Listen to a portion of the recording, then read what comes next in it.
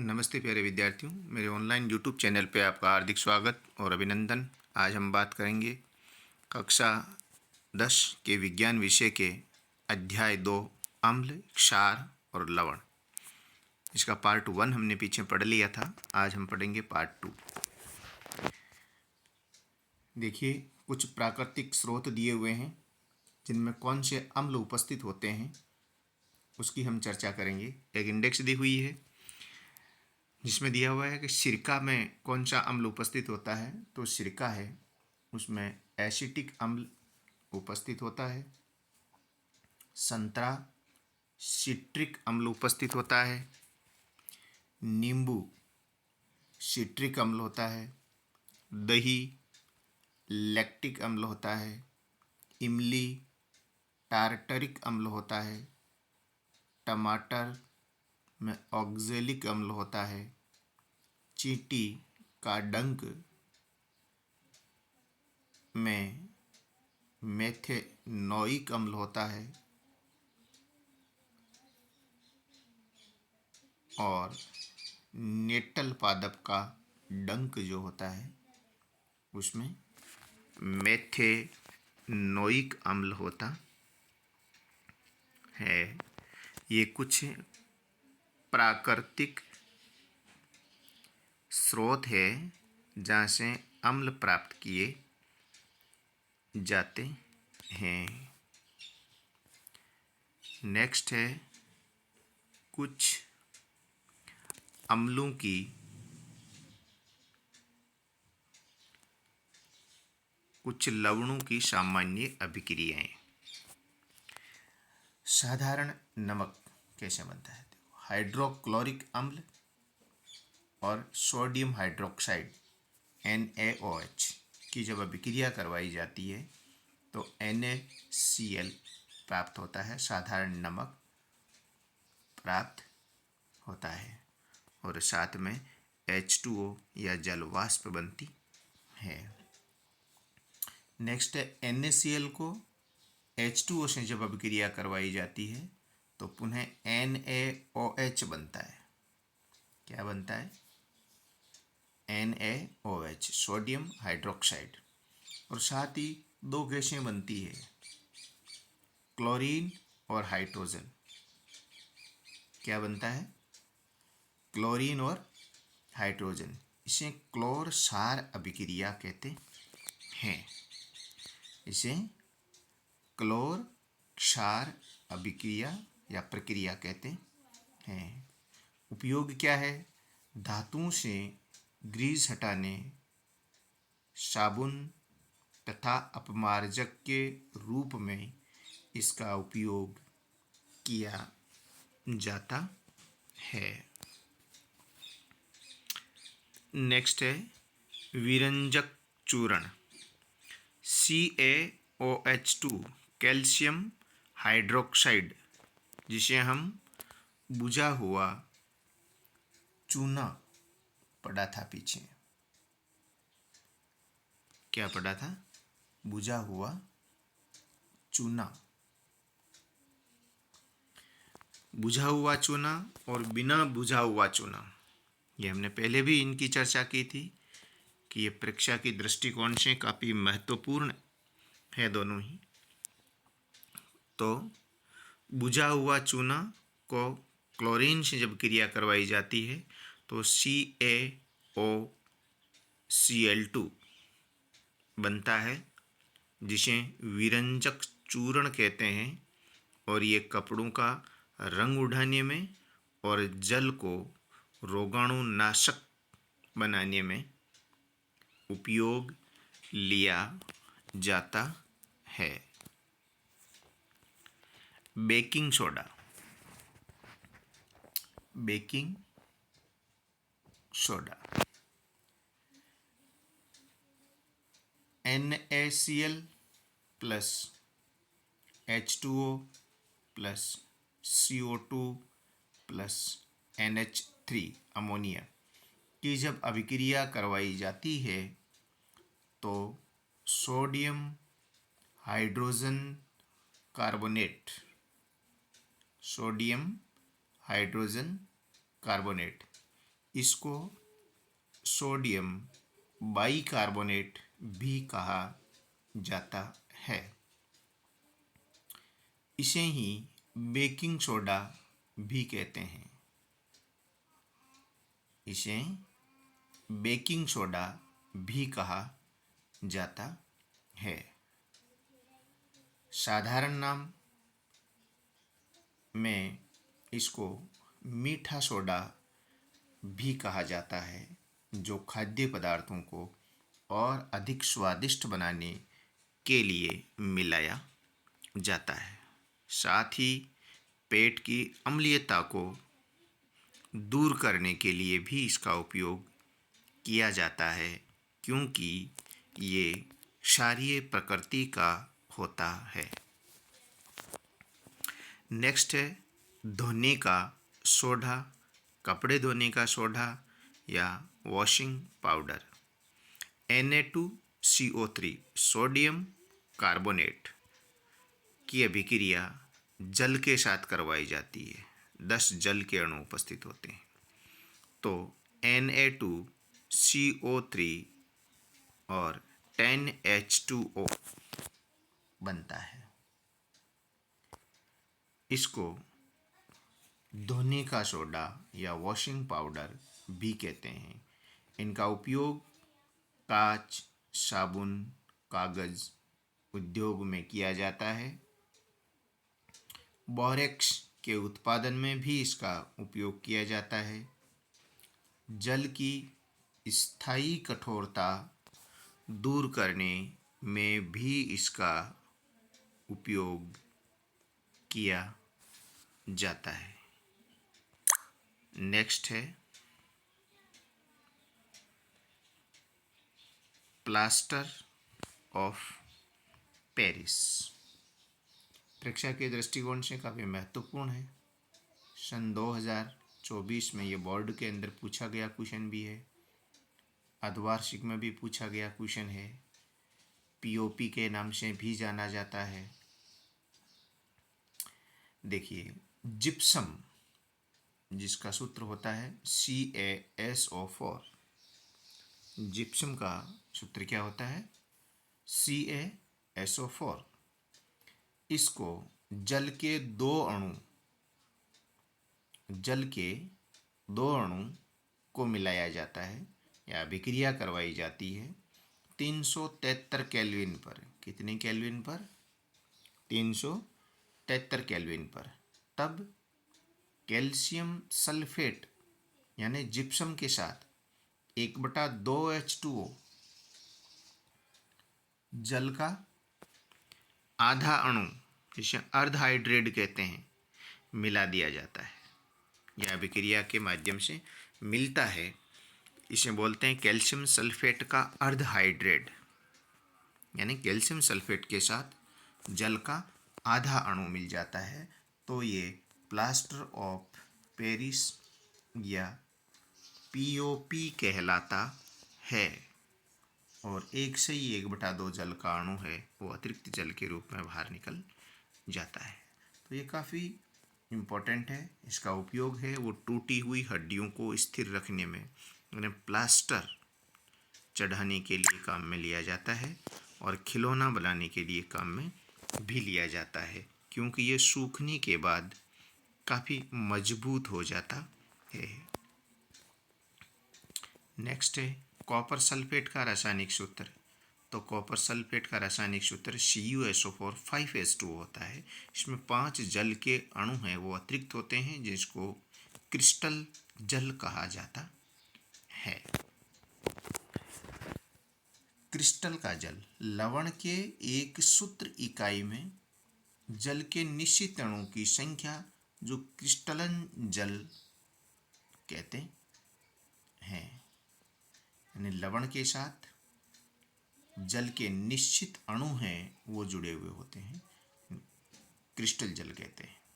Copper sulphate में crystal जल के 5 अणु होते हैं, जिसको आगे 5H2O लिखा हुआ है। कुछ प्रमुख रासायनिक यौगिक हैं, उनके नाम दिए हुए हैं। इन सभी यौगिकों के नाम और उनके अणुसूत्र है वो याद करने ज़रूरी हैं, क्योंकि ये सभी जो हैं यौगिक जो हैं वो सामान्यतया समस्त अभिक्रियाओं में आते भी हैं और पूछे भी जाते हैं। हाइड्रोक्लोरिक अम्ल HCl, सल्फ्यूरिक अम्ल H2SO4, नाइट्रिक अम्ल HNO3, एसिटिक अम्ल CH3COOH, sodium hydroxide NOH, calcium hydroxide या बुझा हुआ चूना CaOH का वोल्टवाइज, potassium hydroxide KOH, magnesium hydroxide MgOH2 जिसको मिल्क ऑफ मैग्नीशिया भी कहते हैं। नेक्स्ट है ammonium hydroxide NH4OH, calcium carbonate CaCO3, sodium zincate Na2ZnO2, ये सोडियम जिंकेट कहलाता है। सोडियम क्लोराइड या साधारण नमक जिसे NaCl कहते हैं। कॉपर क्लोराइड CuCl2 होता है। विरंजक चूर्ण जो अभी पढ़ा था हमने CaOCl2 कपड़ों का रंग उड़ाने के काम में लिया जाता है। Baking soda sodium hydrogen carbonate या सोडियम बाइकार्बोनेट भी कहते हैं, लेकिन वर्तमान IUPAC नोमेनक्लेचर के अकॉर्डिंग इसका नाम सोडियम हाइड्रोजन कार्बोनेट है। खाने का सोडा है, धोने का soda Na2CO3 10H2O, sodium carbonate. Gypsum CaSO4 2H2O, 2H2O gypsum होता है। प्लास्टर ऑफ पेरिस यानी POP अभी जो हमने पढ़ा CaSO4 1/2 H2O, copper sulphate CuSO4 5H2O और बोरेक्स Na4O7 और 10H2O बोरेक्स कहलाता है। तो इस सारणी के अंदर, इस इंडेक्स के अंदर जो ये कंपाउंड दिए हुए हैं सभी परीक्षा की दृष्टिकोण से काफ़ी महत्वपूर्ण हैं। तो सभी के नाम और अणुसूत्र है वो आवश्यक रूप से आप याद करें और अपनी नोटबुक के अंदर लिखें। नेक्स्ट है, अब कुछ क्वेश्चन दिए हुए हैं तो कुछ क्वेश्चनों की हम यहाँ चर्चा करेंगे।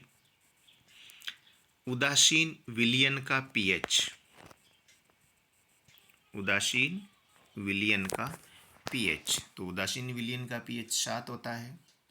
निम्न में दुर्बल अम्ल, हमने पीछे पार्ट 1 के अंदर दूसरे लेसन के पार्ट 1 में हमने पढ़ा था दुर्बल अम्ल, दुर्बल क्षार, प्रबल अम्ल और प्रबल क्षार। उसमें दुर्बल अम्ल जो एग्जाम्पल्स हमने पढ़े थे उसमें हमने पढ़ा था ये CH3COOH एसिटिक अम्ल। नेक्स्ट है उदासीन विलयन का मान होगा, उदासीन विलयन, ये क्वेश्चन है वो थोड़ा सा अच्छी तरीके से नहीं दिया हुआ है, मतलब है कि निम्न में से किसका विलयन है वो उदासीन विलयन होगा, इस प्रकार से हो सकता है। तो हल्दी का विलयन है वो उदासीन विलयन होगा, न अम्लीय न क्षारीय। लिटमस किस वर्ग से यानी किस वर्ग के पादपों से बनाए जाते हैं, तो हमने पीछे पढ़ा था ये चीज़ कि थेलोफाइटा जो प्लांट होते हैं जिनका शरीर जो पौधे का जो बाह्य भाग होता है वो थेलस के समान होता है, वो प्लांट है वो थेलोफाइट प्लांट होते हैं। ये प्लांट है वो कम्प्लीटली डेवलप्ड प्लांट की श्रेणी में नहीं आते हैं, जिसमें हम पौधे की जड़ है, तना है, पत्ती है, टहनी है, फूल है और फल है, इनको अलग अलग रूप से आइडेंटिफाई नहीं कर सकते हैं। पौधा है वो थैलस के रूप में एक थैलस संरचना होती है, जिसके आधार पर इसको थैलोफाइट्स प्लांट कहा जाता है। चूने के पानी में कौन सी गैस प्रवाहित करने पर यह दूधिया हो जाता है? Carbon dioxide. ऑक्साइड। ये काफ़ी महत्वपूर्ण क्वेश्चन है। ताजे दूध का पीएच कितना होता है? तो ताज़ा जो दूध होता है उसका पीएच का मान 6 होता है, जो अम्लीय प्रकृति है। अगर किसी विलयन का पीएच 7 से अधिक है, इसका मतलब विलयन क्या है? हाइड्रोजन आयन की संख्या अधिक या हाइड्रोक्साइड आयन की संख्या अधिक। यानी पीएच 7 से अधिक है, इसका मतलब क्या हुआ? इसका मतलब हुआ कि ये क्षारीय प्रकृति का है। और क्षारीय प्रकृति में कौन से आयन होते हैं? OH minus. अम्लीय में H प्लस। तो OH माइनस को हाइड्रोक्साइड आयन कहते हैं। तो इसके अंदर B होगा कि हाइड्रोक्साइड आयन की संख्या अधिक होगी। नेक्स्ट अति लघुत्रात्मक प्रश्न है, टमाटर व चींटी के डंक में कौन सा अम्ल होता है? अभी पढ़ा था चींटी के डंक का। ये बोर्ड एग्जाम के में लगभग शायद 2013-14 के आसपास ये बोर्ड में पूछा गया क्वेश्चन था कि चींटी के डंक में कौन सा अम्ल होता है। तो चींटी के डंक में मेथेनोइक अम्ल पाया जाता है, और टमाटर में है वो ऑक्जेलिक अम्ल होता है। अम्लीय वर्षा पार्ट 1 में पढ़ा था हमने, का मान कितना होता है? तो जब वर्षा जल का पीएच का मान 5.6 से कम हो जाता है तो वो वर्षा है अम्लीय वर्षा की श्रेणी में आती है। अम्ल की धात्विक ऑक्साइड के साथ अभिक्रिया उदाहरण सहित समझाइए। देखिए, किसी भी क्वेश्चन का उत्तर देने से पहले हमें क्वेश्चन को अच्छी तरह से समझना बहुत ज़रूरी होता है। बहुत बार ये हम मिस्टेक करते हैं कि क्वेश्चन को तरीके से नहीं पढ़ते हैं, लिखा कुछ और होता है, हम पढ़ कुछ और लेते हैं, इसीलिए लिख भी वो चाहता है जो नहीं लिख पाते हैं। इसीलिए हमेशा क्वेश्चन को बड़े ध्यान से पढ़ें। धातु ऑक्साइड अम्ल के साथ अभिक्रिया कर लवण व जल बनाता है। धातु के ऑक्साइड अम्ल के साथ अभिक्रिया करके लवण व जल बनाता है। धातु ऑक्साइड इस तरह क्षारक की तरह व्यवहार करता है, जिस कारण ये ऑक्साइड क्षारीय ऑक्साइड भी कहलाते हैं।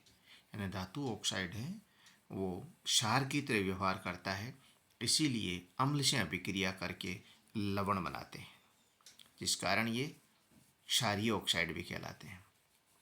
एग्जाम्पल दिया हुआ नीचे, CuO कॉपर का ऑक्साइड, कॉपर का ऑक्साइड जब HCl हाइड्रोक्लोरिक अम्ल से अभिक्रिया करता है तो CuCl2 प्लस H2O बनता है। HCl अम्ल है, CuO धात्विक ऑक्साइड है, धातु का ऑक्साइड है, कॉपर का ऑक्साइड है। जब दोनों अभिक्रिया करते हैं तो CuCl2 लवण बनता है और जल बनता है। ये एक उदासीनीकरण अभिक्रिया का भी एग्जाम्पल है। ये एक उदासीनीकरण अभिक्रिया का भी एग्जाम्पल है, हम उसमें भी इसको लिख सकते हैं। नेक्स्ट है बुझा हुआ चूना, बहुत बार पूछ लिया इसने। बुझा हुआ चूना का सूत्र CaOH का वोल्ट ट्वाइस होता है कैल्शियम हाइड्रोक्साइड। किन्हीं दो दुर्बल क्षारों के रासायनिक सूत्र लिखिए। दुर्बल क्षार हैं, इनके रासायनिक सूत्र और नाम दोनों लिखना है, नाम और सूत्र। तो NH4OH, NH4OH सोडियम, बिल्कुल इसने गलत लिख दिया है, ये सोडियम हाइड्रोक्साइड नहीं है, सोडियम हाइड्रोक्साइड होता तो ये NH4 गलत लिख दिया, या अमोनिया लिख दिया और आगे इसने OH लिख दिया। ये NaOH लिखना था, इसको NaOH, इसको आप ठीक कर लें। ये है सोडियम हाइड्रोक्साइड का सूत्र।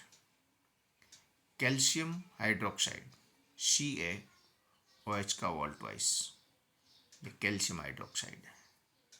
कॉपर सल्फेट अभी हमने पढ़ा था, जिसमें क्रिस्टल जल उपस्थित होता है, CuSO4 प्लस में 5 जल के अणु उपस्थित होते हैं। अतिरिक्त जल जो होता है, जिनको एक निश्चित ताप देने पर वो जल है वो वाष्प के रूप में बाहर निकलता है, उसको हम क्रिस्टल जल कहते हैं। पीछे हमने इसकी डेफिनेशन है वो पढ़ ली है, तो आप वीडियो को पीछे ले जाके थोड़ा इसको अच्छी तरह से वापस भी देख सकते हैं। क्रिस्टलन जल क्या होता है। प्लास्टर ऑफ पेरिस का रासायनिक सूत्र, उपयोग, क्लोर क्षार अभिक्रिया। जस्ट अभी हमने दोनों पढ़ी हैं, फिर से बात करते हैं एक बार। धोने का सोडा, देखिए प्लास्टर ऑफ पेरिस,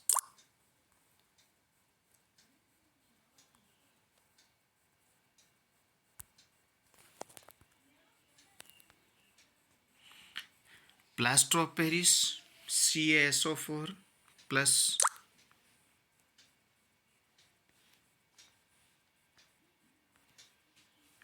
एक बटा 2H2, यानी कॉपर सल्फेट के साथ जब आधा जल का अणु अर्ध हाइड्रेट होता है, लिखने का तरीका CaSO4 1.1/2H2O। मतलब ये होता है कि जल के कैल्शियम सल्फेट के साथ आधा जल का अणु उपस्थित होता है, तो ये प्लास्टर ऑफ पेरिस कहलाता है। और जब इसमें 1/2 जल के अणु और मिल जाते हैं, तब 2 जल के अणु यदि उपस्थित होते हैं तो ये POP नहीं रहता है, ये जिप्सम कहलाता है। तो POP का उपयोग टूटी हड्डियों में खिलौना बनाने में। क्लोर क्षार अभिक्रिया क्या है, जिसमें क्लोरीन और हाइड्रोजन गैस बनती है। NaCl को H2O के साथ अभिक्रिया करवाई जाती है तो सोडियम हाइड्रोक्साइड बनता है और 2 गैसें बनती है, Cl2 और H2। इस अभिक्रिया को क्लोर क्षार अभिक्रिया कहते हैं, जिसमें साधारण नमक को जल के साथ अभिक्रिया करवाई जाती है। साधारण नमक की जल के साथ अभिक्रिया करवाई जाती है, या यूं कहें कि नमक को जल के साथ घोला जाता है, और जब इसमें 2 इलेक्ट्रोड लगा करके इसमें विद्युत धारा प्रवाहित की जाती है, तो एक इलेक्ट्रोड पर क्लोरीन गैस और दूसरे इलेक्ट्रोड पे हाइड्रोजन गैस एकत्रित होती है। इस अभिक्रिया को क्लोर क्षार अभिक्रिया कहते हैं। नेक्स्ट है धोने का सोडा, कपड़े धोने का सोडा, अभी जो हमने पढ़ा था।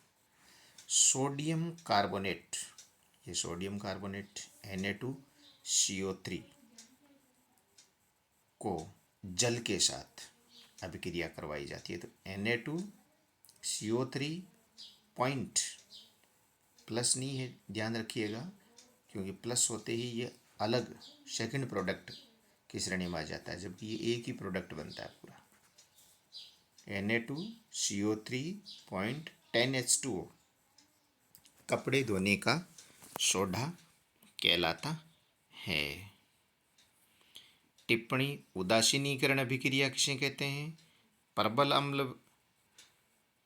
के 2 उदाहरण है, वे 2 उदाहरण नहीं, के 2 उदाहरण। विरंजक चूर्ण का रासायनिक सूत्र व 2 उपयोग। बोरेक्स में क्रिस्टल जलों के कितने अणु होते हैं। तो उदासीनीकरण अभिक्रिया किसे कहते हैं, वह अभिक्रिया जिसमें अम्ल और क्षार, ये अम्ल हैं ये क्षार हैं, दोनों अभिक्रिया करके क्या बना लेते हैं, लवण और जल, उदासीनीकरण अभिक्रिया कहलाती है। प्रबल अम्ल H2SO4 और HNO3। H2SO4 जिसको सल्फ्यूरिक अम्ल कहते हैं, साधारण भाषा में जिसको तेजाब कहा जाता है। HNO3 नाइट्रिक अम्ल होता है। दोनों ही प्रबल अम्लों की श्रेणी में आते हैं। विरंजक चूर्ण CaOCl2, विरंजन का मतलब रंग उड़ाने वाला पदार्थ, तो ये कपड़ों के रंग उड़ाने में काम में आता है और जल को रोगाणु नाशक बनाने में, रोगाणु को मारने के काम में आता है। नेक्स्ट है बोरेक्स में क्रिस्टल जलों के 10 अणु होते हैं। पूछा गया था कि बोरेक्स के अंदर क्रिस्टल जल के कितने अणु होते हैं, तो बोरेक्स में क्रिस्टल जल के 10 अणु होते हैं। नेक्स्ट क्वेश्चन नंबर 16, अम्ल व क्षारक में समानता, क्या समानता होती है, तो अम्ल जलीय विलयन में आयन देते हैं तथा क्षार विलयन में आयन देते हैं। चूंकि विलयन में विद्युत धारा का प्रवाह आयनों द्वारा होता है, इसलिए अम्ल क्षार आयन देने के कारण विद्युत के चालक होते हैं। यानी अम्ल है वो जलीय विलयन में H+, ये अरेनियस नामक साइंटिस्ट ने ये परिभाषा दी थी कि अम्ल है वो जलीय विलयन में H+ आयन देते हैं और क्षार हैं वो जलीय विलयन में OH- आयन देते हैं। और जब विद्युत धारा प्रवाहित की जाती है तो दोनों में विद्युत धारा का चालन होता है, क्योंकि OH- और H+ आयन है वो इलेक्ट्रॉनों का चालन करते हैं, जिसके कारण विद्युत धारा है वो प्रवाहित होती है। एग्जाम्पल दिया हुआ है, HCl को जब हाइड्रोक्लोरिक अम्ल को जब जल के अंदर H2O के अंदर डाला जाता है तो Cl- ये क्षार को प्रदर्शित करता है, H3O+ हाइड्रोनियम आयन ये अम्ल को प्रदर्शित करता है। नेक्स्ट देखो, NaOH क्षार जब जल के साथ घुलता है तो Na+ और OH- आयन देता है। नेक्स्ट है, आश्रित जल विद्युत का चालक क्यों नहीं होता है जबकि वर्षा जल, यानी आश्रित यानी डिस्टिल वाटर जो होता है, शुद्ध जल जो होता है वो विद्युत का चालन नहीं करता है, कुचालक होता है, जबकि वर्षा का जल है वो विद्युत का चालन करता है। क्यों? देखिए, आश्रित जल विद्युत का आश्रित जल शुद्ध होता है, इसमें आयन नहीं होते हैं तथा विद्युत का चालन आयनों द्वारा होता है। वर्षा के जल में थोड़ी मात्रा में अम्ल होते हैं, क्योंकि वायु में उपस्थित SO2 और NO2 गैस जल में मिलकर इसे अम्लीय बना देते हैं। ये अम्ल H+ आयन उत्पन्न करते हैं, जिसके कारण विद्युत धारा का चालन होता है। अर्थात हम ये कह सकते हैं कि आश्रित जल जो होता है वो शुद्ध जल होता है, इसमें कोई आयन नहीं होते हैं और आयन नहीं होने के कारण विद्युत का चालन नहीं हो पाता है, क्योंकि विद्युत का चालन हमेशा आयनों से होता है। जबकि वर्षा जल जो होता है उसमें थोड़ी मात्रा में अम्ल मिल जाते हैं वातावरण के अंदर जैसे ही वर्षा जल आता है, SO2 और NO2 जैसे, और इस वर्षा के जल को अम्लीय बना देते हैं और अम्ल बनाते ही ये H+ आयन देना शुरू कर देता है और H+ आयन है विद्युत धारा का चालन करता है। इसके कारण वर्षा जल विद्युत का चालक होता है, जबकि आश्रित जल या डिस्टिल वाटर विद्युत का कुचालक या अचालक होता है। धोने का सोडा व बेकिंग सोडा, नेक्स्ट क्वेश्चन, धोने का सोडा व बेकिंग सोडा के दो प्रमुख उपयोग लिखिए। तो धोने का सोडा है, इसका उपयोग कांच, साबुन व कागज उद्योग में होता है। धावन चूर्ण के रूप में होता है। बेकिंग सोडा है, इसका उपयोग है बेकरी के जो विभिन्न प्रकार के जो पदार्थ बनते हैं उनमें इनका उपयोग किया जाता है और प्रति अम्लों के घटक के रूप में उपयोग किया जाता है। नेक्स्ट है, अम्ल व क्षारक की धातु के साथ आयनिक अभिक्रिया।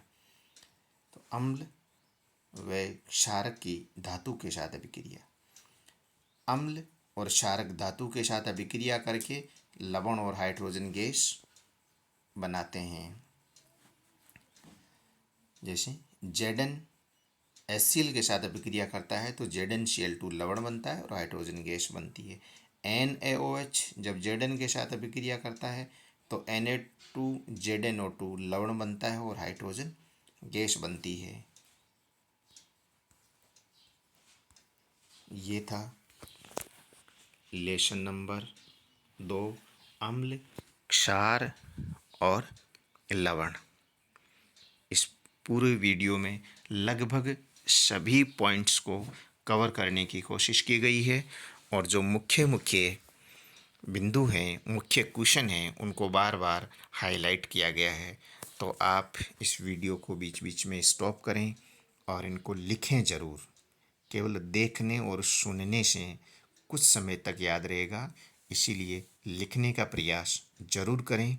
और इस वीडियो को अब तक आपने यदि सब्सक्राइब नहीं किया है तो सब्सक्राइब ज़रूर करें और अपने जो मित्र कक्षा 10 में पढ़ते हैं उनके पास सेंड भी करें ताकि अधिक से अधिक स्टूडेंट्स के पास ये वीडियो पहुंच सके और ज़्यादा से ज़्यादा लोग इस वीडियो का लाभ उठा सकें। Thank you.